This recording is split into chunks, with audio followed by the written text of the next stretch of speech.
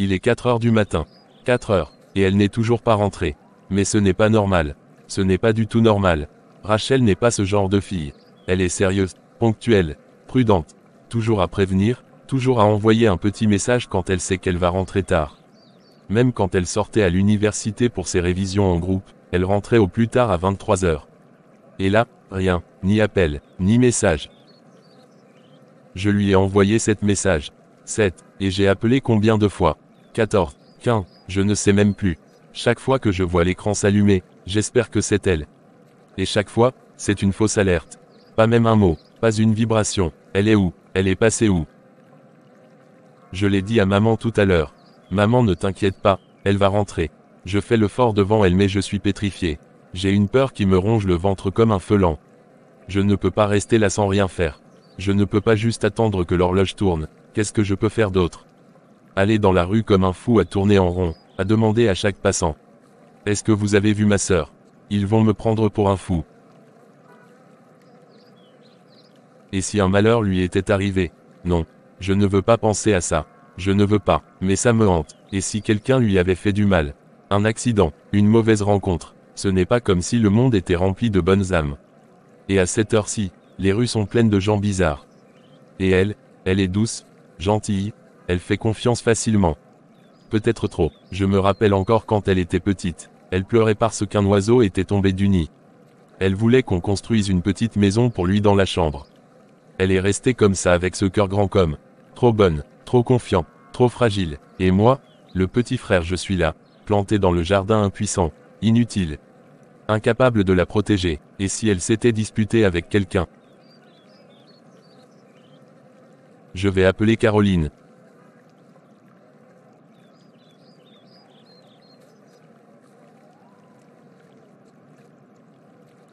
Elle ne décroche pas, évidemment, à cette heure-ci. Caroline doit dormir. Mais pourquoi tu n'as rien dit, Rachel? Pourquoi tu ne m'as pas prévenu? Même un petit message, une phrase. Je vais bien, c'est tout ce que je demande. Même sans dire où tu es. Je veux juste savoir que tu respires. Que tu n'es pas étendu quelque part dans le froid, que tu ne souffres pas, que tu ne cries pas sans qu'on t'entende. Tu sais, quand on était petit. Je me souviens, tu faisais toujours des cauchemars. Tu disais que tu avais peur du noir. Et je te disais, rien ne peut t'arriver. Et tu me croyais, tu t'endormais comme ça. Aujourd'hui, j'aimerais te dire la même chose. J'aimerais que tu sois là, maintenant à côté de moi. J'aimerais te dire encore une fois que tout ira bien. Mais tu n'es pas là. Et j'ai peur. J'ai une peur que je n'ai jamais connue avant. C'est une douleur sourde, une lame dans le cœur qui tourne lentement. Chaque minute est un supplice. Chaque seconde où tu ne reviens pas me détruit un peu plus. Je vais attendre que le jour se lève. Attendre que peut-être tu viennes, et que tu me dises « Désolé, je n'ai pas vu l'heure ». Et là, je te prendrai dans mes bras et je ne te laisserai plus sortir. J'ai dit à maman de dormir, mais je suis sûr qu'elle ne dort pas. Elle fait semblant, elle est dans son lit, les yeux ouverts, les mains jointes, en train de prier. Et moi, je suis là dehors, incapable de me rassurer moi-même.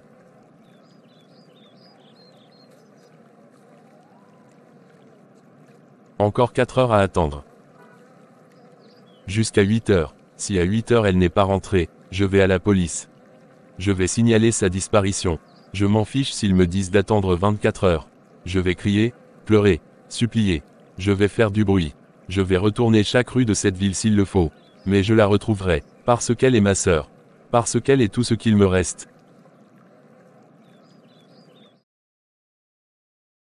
As-tu fait ton choix? Ce lieu n'accueille que ceux qui sont prêts. Si tu es ici, ce n'est pas le fruit du hasard.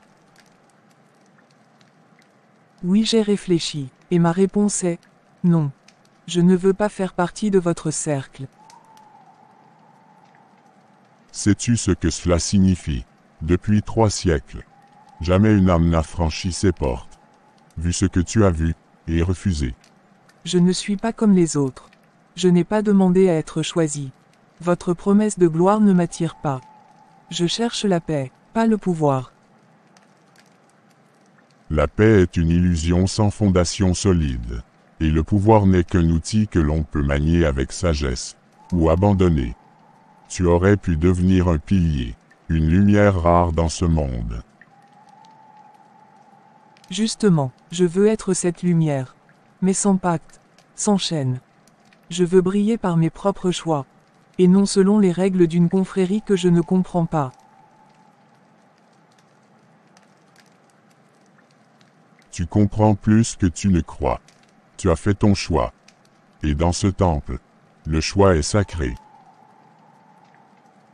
Tu es libre, Rachel. Tu peux partir dès maintenant. Aucun serment ne t'attache ici. Aucun regard ne te jugera. Mais souviens-toi, les portes que tu refuses aujourd'hui pourraient un jour ne plus se rouvrir.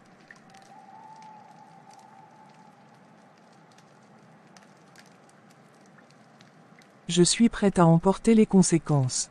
Je préfère me tromper avec honnêteté. Alors va, que la vie que tu bâtiras t'apporte ce que ce cercle n'a pas su t'offrir. Et souviens-toi, Rachel, certains refus ne ferment pas seulement des portes. Ils réveillent les tempêtes.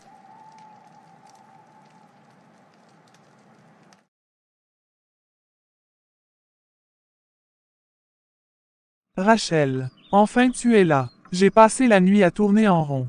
Je n'ai pas dormi du tout. Maman, je t'avais dit de ne pas t'inquiéter. Je suis grande maintenant, je sais ce que je fais. Grande ou pas, je suis ta mère. Quand mon enfant est dehors toute la nuit sans nouvelles, mon cœur ne peut pas rester tranquille. Tu es mon sang. Tu dois comprendre ça. Oui maman, je comprends. Mais je ne veux pas que tu te rendes malade à cause de moi. Alors dis-moi, comment ça s'est passé cette fameuse rencontre avec la personne importante que tu devais voir? Comme d'habitude. Des paroles point des promesses. Ça n'a abouti à rien du tout. J'ai l'impression de courir dans le vide. Je vois ton courage. Tu te bats. Mais parfois, ce monde est dur. Très dur. Je me demande si ça vaut encore la peine. J'ai l'impression de muser pour rien. Tant que tu respires, ça vaut la peine. Tant que Dieu te donne un jour de plus, c'est que l'espoir existe. Je dois sortir. Je vais vendre mes beignets. Tu n'as même pas dormi. C'est la vie, ma fille. Il faut qu'on mange. Ça me fera du bien de sortir un peu. Qu'est-ce que tu fais là à cette heure? Je suis désolé d'être là si tôt, mais je ne suis pas bien. Qu'est-ce qu'il y a? C'est Rachel, elle n'a pas passé la nuit à la maison. Comment ça? Elle n'a pas passé la nuit à la maison. Elle est sortie vers 23 heures. Et depuis, plus rien. Elle n'est pas rentrée. Est-ce qu'elle a dit où elle partait? Non, j'étais en train de faire mes révisions quand elle sortait. C'est avec maman qu'elle a parlé. Et aux environs de 3 heures, maman m'a trouvé dans la chambre pour me dire que Rachel n'est pas encore rentrée. Oh mon Dieu, est-ce que tu l'as appelée? Oui, je t'avoue que là, je suis en train d'imaginer tout et n'importe quoi. Rachel n'a jamais fait ça. Tu crois qu'il lui est arrivé quelque chose? Je ne sais pas, et c'est ça qui me rend fou. Je regarde l'heure toutes les 2 minutes depuis des heures. Peut-être qu'elle a dormi chez quelqu'un. Mais chez qui? Elle aurait prévenu. Il faut signaler sa disparition à la police. C'est ce que je comptais faire après être passé te voir. Je me suis dit que si elle était passée ici, je voulais en être sûr. C'est maman qui m'envoie un message. C'est quoi? Dis-moi, qu'est-ce qu'elle dit? Rachel est rentrée, elle est dans sa chambre. Elle a l'air fatiguée mais elle va bien. Oh Seigneur, elle est rentrée, merci mon Dieu. Tu ne peux pas savoir à quel point je tremblais. J'avais imaginé le pire, j'en peux plus. J'ai l'impression que mon cœur vient de courir un marathon. Moi aussi, et qu'est-ce que ta mère a dit de plus? Elle m'a dit que Rachel vient de rentrer, c'est tout. J'allais te dire que je dois partir dans une vingtaine de minutes. J'ai une réunion à 8h30. Mais ce soir je passerai voir Rachel. Envoie-moi un message si elle parle, si elle dit où elle était, ou ce qu'elle ressent. Juste pour que je me prépare à lui parler ce soir. Tu crois qu'il faut que je lui parle sérieusement? Ou bien que je laisse passer un peu de temps? Ça dépend. Si elle parle d'elle-même, alors il faut l'écouter. Mais si elle se renferme, peut-être qu'il faut juste être là. Lui montrer qu'elle compte, qu'elle peut parler quand elle veut. Forcer, c'est parfois pire.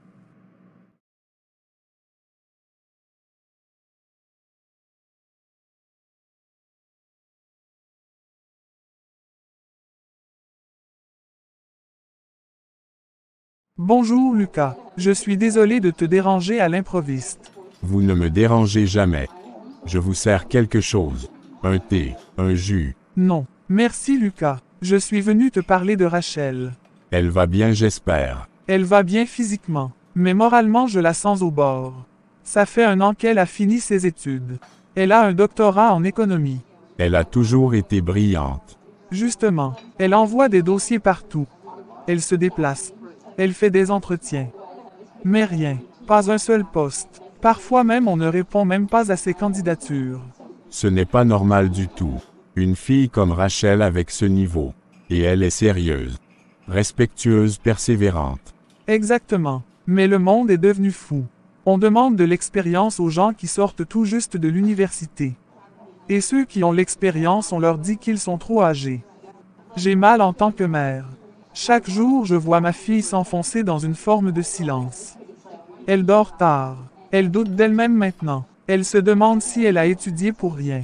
Je suis désolé d'entendre ça. Ce que vous me dites me touche beaucoup. Rachel mérite mieux. C'est pour cela que je suis venu te voir. Vous pouvez me demander ce que vous voulez. Si c'est dans mes moyens, je le ferai sans hésiter. J'aimerais que Rachel travaille ici, dans ton restaurant. Qu'elle travaille ici. Vous parlez de Rachel, votre fille.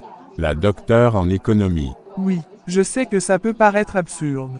Mais je ne cherche pas un poste à la hauteur de son diplôme. Je cherche une échappatoire pour son esprit. Une activité, un rythme. Même si c'est temporaire, je préfère la voir debout. Occupée, entourée. Que seule à la maison à tourner en rond. Mais pensez-vous qu'elle acceptera? Je veux dire qu'elle est tellement qualifiée. Je lui parlerai. Je lui présenterai cela comme une opportunité. Pas comme une chute. Je connais ma fille. Au fond, elle veut juste se sentir utile. Être active. Et puis c'est pour un temps. Le temps que quelque chose s'ouvre dans son domaine. Si cela peut aider Rachel à aller mieux, je le fais avec plaisir. Elle est la bienvenue ici. Merci Lucas. Merci du fond du cœur. Tu n'imagines pas combien ce geste peut changer les choses. Les gens pensent que commencer petit c'est trahir leurs ambitions. Mais moi je dis que toute expérience est une graine. Même servir une assiette c'est de la gestion humaine. C'est ce que je veux qu'elle comprenne. Travailler ici ne veut pas dire qu'elle a échoué. Au contraire, c'est une étape. Une manière de dire à la vie. Je suis encore debout. Je suis fier de vous. Vraiment. Beaucoup de mères auraient honte de proposer ça à leurs filles. Mais vous regardez plus loin. Vous voyez l'essentiel. J'ai toujours rêvé de voir Rachel directrice administrative et financière dans une grande entreprise. Invitée à des conférences. C'est dur de lâcher ce rêve. Je vais lui faire une place. Qu'elle vienne demain matin. Juste pour voir. Elle me dira si elle s'y sent bien. Si ça peut lui apporter un peu de lumière, ce sera déjà une victoire. Merci pour ta bonté. Tu m'as fait une peur bleue. Mais où est-ce que tu étais? Je vais bien, c'est ce qui compte. Non, ce n'est pas ça qui compte. Tu étais injoignable. Je t'ai envoyé des messages. J'ai tourné en rond toute la nuit, j'ai cru qu'il t'était arrivé un truc grave. Je suis désolé, j'avais juste besoin de solitude. Mais tu aurais dû envoyer un message, un mot, n'importe quoi. Je suis ton frère. Tu ne peux pas disparaître comme ça du jour au lendemain. Je ne voulais pas t'inquiéter. J'avais besoin de couper un peu avec tout. Je te comprends, mais on s'est imaginé le pire. Je suis même sorti à 4 heures du matin. Je ne pouvais pas dormir, je n'y arrivais pas. Je suis désolé, tu as toujours été là pour moi. Mais j'avais besoin d'être seul. Tu as éteint ton téléphone. Je sais que ça ne se fait pas. Mais j'en avais besoin, juste une nuit pour respirer. Tu aurais pu me parler. Tu t'inquiètes trop, tu es le petit frère. Tu veux toujours tout réparer. Mais il y a des choses que tu ne peux pas réparer. Je dois juste apprendre à encaisser sans m'effondrer. Tu m'as manqué, la maison était vide sans toi. Même ton désordre dans la cuisine m'a manqué. Et ton café trop fort le matin. Tu es marrant. T'es sûr que tu vas bien? Tu as l'air vidé. Je suis juste fatigué, physiquement, mentalement, moralement. Mais je vais me reposer. J'ai besoin de quelques heures pour me retrouver. Après, on parlera. Repose-toi, je vais te préparer quelque chose à manger. Non merci, je veux dormir. D'accord, ta chambre est telle que tu l'as laissée. Je suis tellement contente de te voir. Tu vas bien j'espère. Tu es rentré ce matin. Tu vas faire semblant. Ou tu vas directement me demander où j'ai passé la nuit. Je suis sûre que ça te brûle les lèvres. Non, ce qui compte, c'est que tu vas bien. Le reste, on en parlera si tu veux. Mais je suis juste soulagée de te voir saine et sauve. Merci c'est gentil, mais je te préviens. Je n'en parlerai pas. Pas aujourd'hui. J'ai besoin que ça reste flou. Au moins pour quelques heures. Ok, c'est compris. Toi au moins tu as un boulot. Tu as une place dans cette société. Tu te lèves le matin. Tu vas quelque part. Tu participes à quelque chose. Tu sais que ce n'est pas si simple même avec un boulot. Ce matin j'avais une réunion. Encore des chiffres. Encore des décisions absurdes. Des collègues qui te sourient alors qu'ils veulent ta chute. C'est un autre genre de fatigue. Moi je n'ai jamais travaillé en entreprise. J'ai parfois l'impression que j'ai troqué mes rêves pour un badge d'accès et un salaire qui couvre à peine mes insomnies. Et pourtant je continue jour après jour en me disant que c'est ça la vie d'adulte. Mais tu sais quoi, si c'est ça, je veux rester une enfant. Rêver encore, pleurer sans qu'on me juge.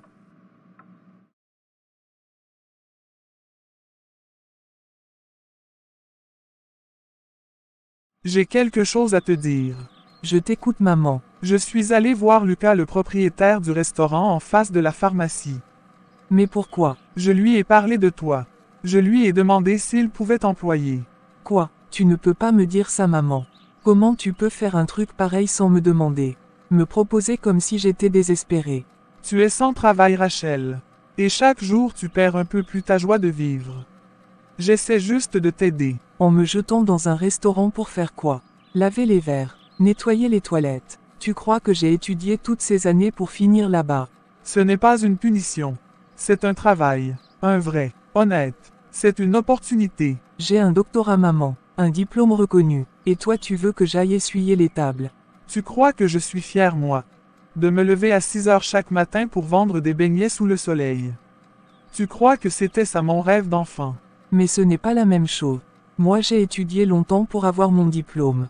J'ai tout donné. Justement. Et c'est pour ça que tu dois faire un sacrifice maintenant. Ce n'est pas renoncer. C'est patienter. Je comprends ton intention. Mais c'est dur à encaisser. Tu crois que c'est facile pour moi de te proposer ça. Mais je préfère que tu gagnes quelque chose. Même un peu. Plutôt que tu restes ici à déprimer. Tu sais. Parfois j'ai l'impression que tout ce que j'ai fait ne valait rien. Que les efforts.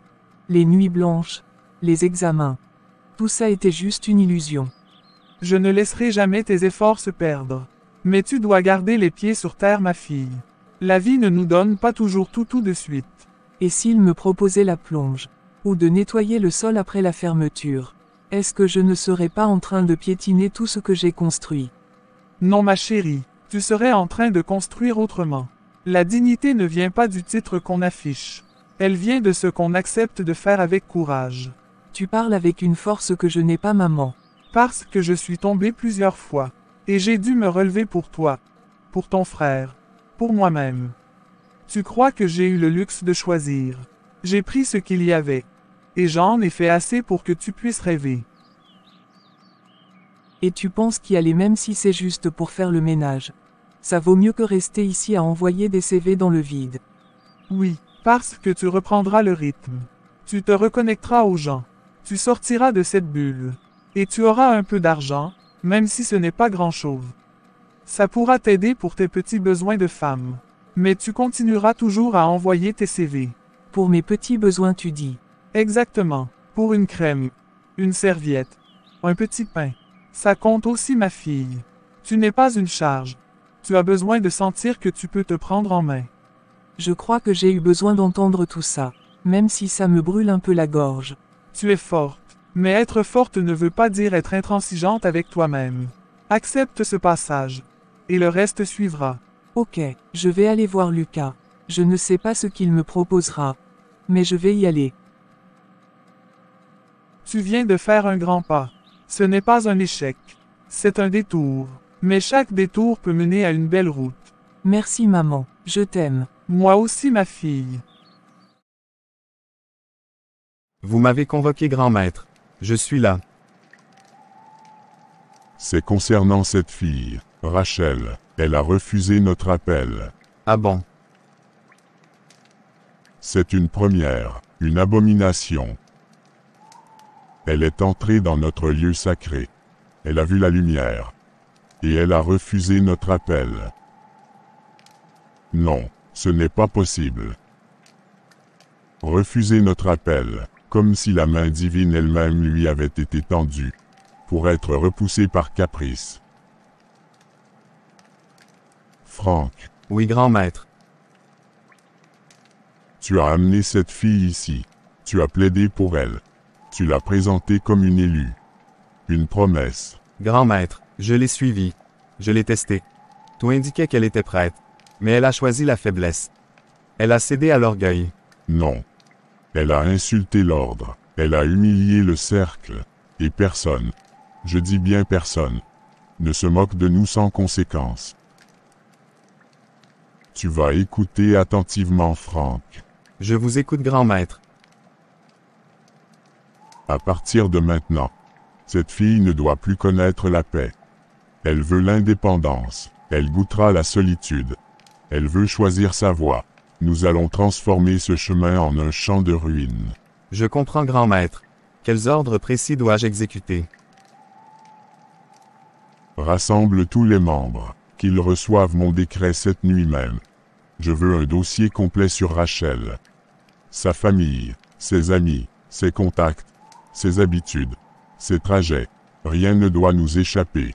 Je dis bien, rien. D'accord, grand maître. Verrouillez tout autour d'elle. Pas d'entretien d'embauche. Pas de réponse à ses candidatures. Même pour balayer une ruelle, qu'on lui ferme la porte au nez. Même pour vider les poubelles. Qu'elle soit jugée indigne. C'est comme si c'était fait. Je veux que le monde se referme sur elle comme un piège. Je veux qu'elle suffoque, qu'elle doute d'elle-même, qu'elle crie, et qu'elle vienne me supplier à genoux. Moi qu'elle a osé défier. Car il n'y a pas de salut hors du cercle. Elle le comprendra tôt ou tard. Elle implorera votre pardon, grand maître. Je ferai en sorte que chaque porte qu'elle tentera d'ouvrir soit scellée à jamais. Et si un jour, quelqu'un tente de l'aider, qu'il soit brisé lui aussi. Je vais transmettre vos ordres immédiatement. Nous lui offrons la lumière. Elle a choisi les ténèbres. Alors qu'il en soit ainsi. Que l'obscurité l'avale. Va, et rappelle-leur à tous. Ici on ne refuse pas le cercle. On en paie le prix.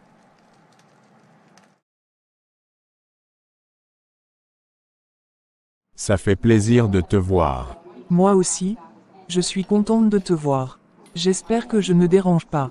Non, pas du tout. Je suis prête. J'ai besoin de travailler. Tu as bien fait de venir. Je suis prête à faire de mon mieux. Même si c'est pour nettoyer les tables ou faire la plonge. Ça me va. Non, je ne vais pas te mettre à la plonge. J'ai déjà quelqu'un pour ça. J'ai une caissière qui s'en sort bien. Donc ce poste est déjà pris. Mais côté service, il me faut quelqu'un de solide. Ça me va. Ce n'est rien, parfois.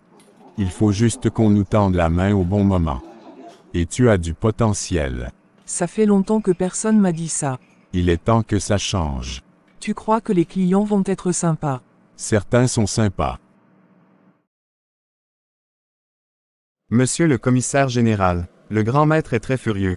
Il exige que des mesures soient prises immédiatement. Qu'est-ce qui se passe? De quoi s'agit-il exactement?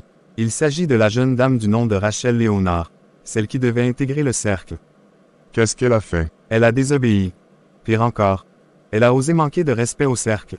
Elle s'est dressée contre l'appel du grand maître. Tu veux me dire qu'elle a refusé d'entrer dans le cercle? Oui, et comme vous le savez, c'est une première. Jamais personne n'avait osé aller aussi loin. Elle a été choisie, sélectionnée. Mais elle a tourné le dos. Il faut qu'elle comprenne et sa famille aussi. Et qu'est-ce que je dois faire exactement? Cette jeune femme vit avec sa mère et son frère. La mère vend des beignets pour les faire vivre. Voilà son point faible. Le grand maître veut que vous mettez un délit sur sa mère. Interdiction formelle pour elle de continuer son commerce.